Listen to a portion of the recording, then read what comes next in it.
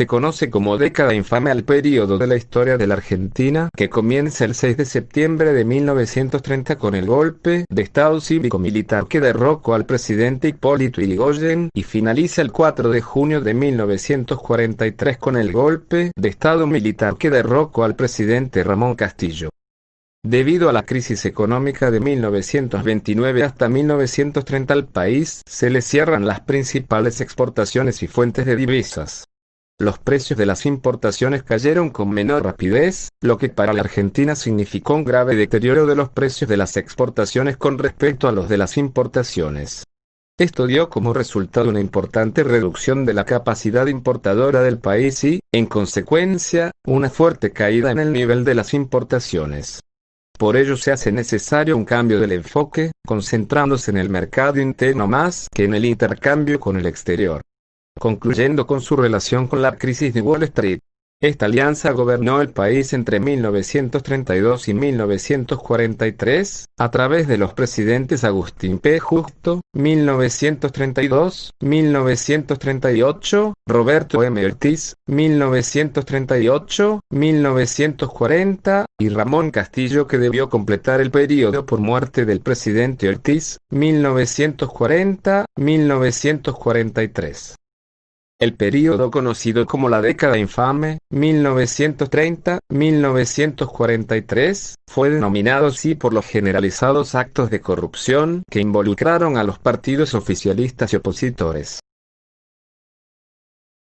El desarrollo de la política y de la economía argentina durante la década infame guarda estrecha vinculación con la crisis mundial. La producción disminuyó y el comercio internacional se redujo. Cayeron también los precios de los productos. No se pudo contar con préstamos, refinanciaciones, ni inversiones extranjeras para contrapesar las pérdidas, ya que los países centrales estaban también en crisis.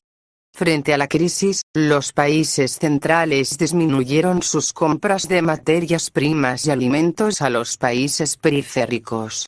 No teníamos suficientes compradores para nuestras materias primas, carnes y cereales. Argentina vio cómo disminuían los precios de sus exportaciones, se cerraban los créditos, se agotaba el dinero disponible para pagar las compras y la deuda externa, porque no había dinero, y se reducían los ingresos del Estado, que dependían, en gran medida, de los impuestos al comercio internacional.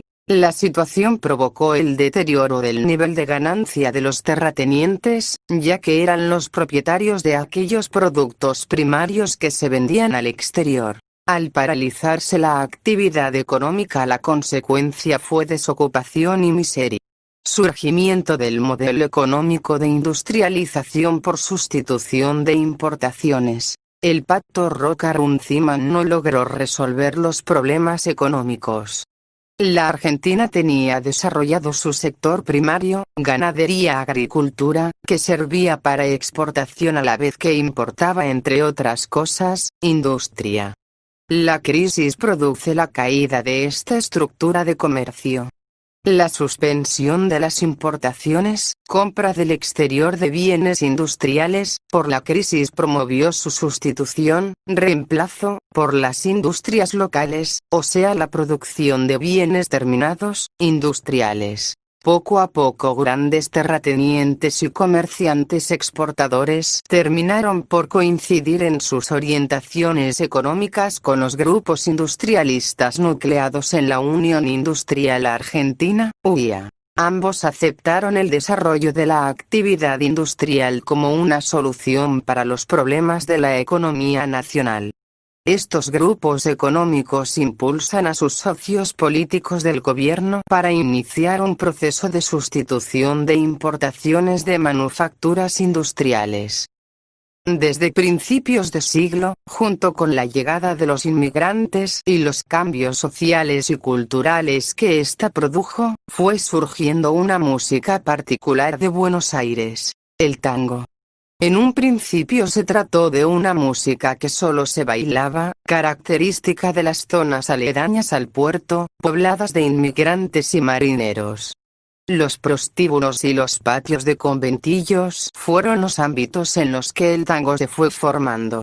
La década del 20 se caracterizó por la prosperidad económica y por el ascenso social y político de los sectores medios urbanos. Muchos hijos de inmigrantes progresaron instalando un pequeño comercio, ocupando un puesto público, incorporándose a la actividad política o estudiando en la universidad. Surgieron nuevos barrios y otros crecieron mucho. Algunos como Flores o Belgrano, alejados del centro, crecieron como ampliación de antiguos pueblos. Otra característica distintiva del período fue el incremento, en los grandes centros urbanos, de la criminalidad.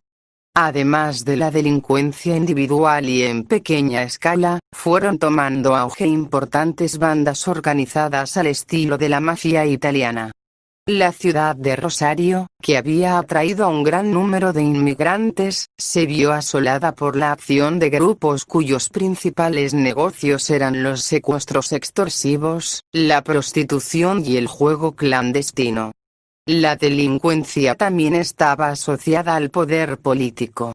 Algunos dirigentes utilizaban pistoleros tanto para controlar sus negocios como para manejar a su antojo los actos comiciales fraudulentos.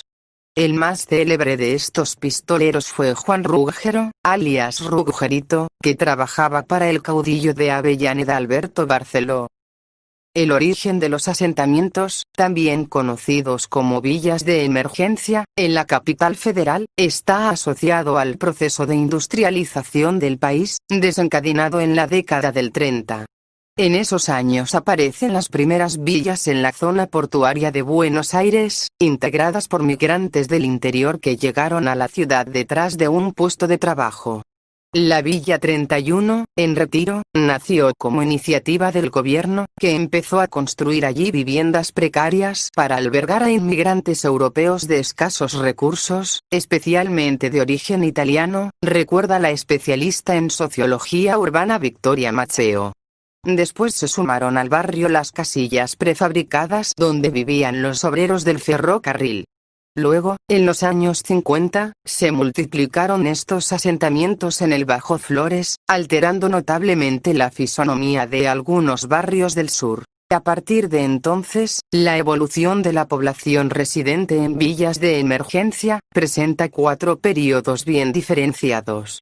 El primero, entre 1962 y 1976, cuando se quintuplica la cantidad de gente que vive en villas, pasa de 42.000 a 213.000, los valores más altos en la historia de la ciudad, explica Maceo. En el segundo período, en el marco de una política de erradicación de villas impulsada por el gobierno militar de los 70, las topadoras del brigadier Osvaldo Cacciatore avanzaron sobre las casillas, erradicando 15 villas y reduciendo la cantidad de residentes de 213.000 a 37.000.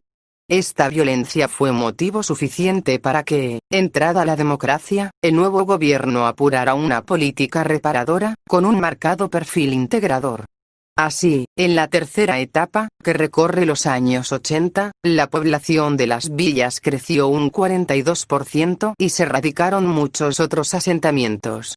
El cuarto período se inicia en 1991, llega a nuestros días y en él, se duplica la cantidad de residentes y se sumaron 8 villas más al cuerpo urbano.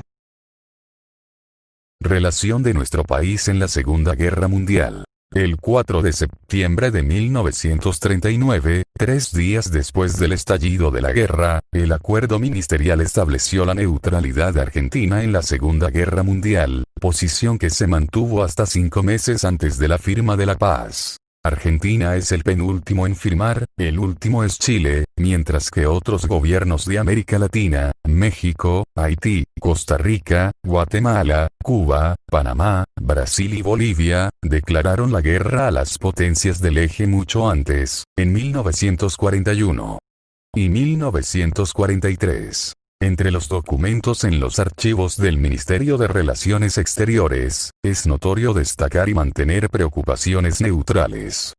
También ocurre en todos los ámbitos de la vida en Argentina. Pero la posición cortés y la decisión de hacer la mayor corrección posible en la forma son las características clave de las misiones diplomáticas. De hecho, un año antes de la guerra, algunos documentos contenidos en los archivos reflejaban que quizás era un precedente para una buena relación con Alemania, y la embajada de ese país expresó su preocupación por la proyección de una película. La declaración daña los sentimientos de los alemanes. Al analizar el papel de Argentina en el marco internacional de la guerra, suele enfrentarse a dos posiciones.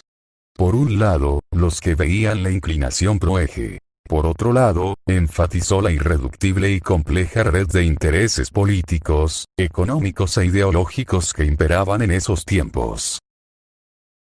Según Clarín, texto citado del historiador Horacio Tarcus, la cuestión de la neutralidad de Argentina no solo estuvo determinada por la confrontación entre aliadófilos, partidarios del eje y neutralistas, sino sobredeterminada por la oposición entre los adeptos a continuar con el comercio bilateral con Inglaterra y los partidarios de aprovechar las circunstancias para promover un acercamiento económico y político con los Estados Unidos, es decir, el triángulo Estados Unidos-Gran Bretaña-Argentina, clave en esa coyuntura. Golpe de Estado de 1943. Perón explicó una vez que toda revolución tiene 4 etapas: filosofismo, toma del poder, dogmatismo e institucionalización.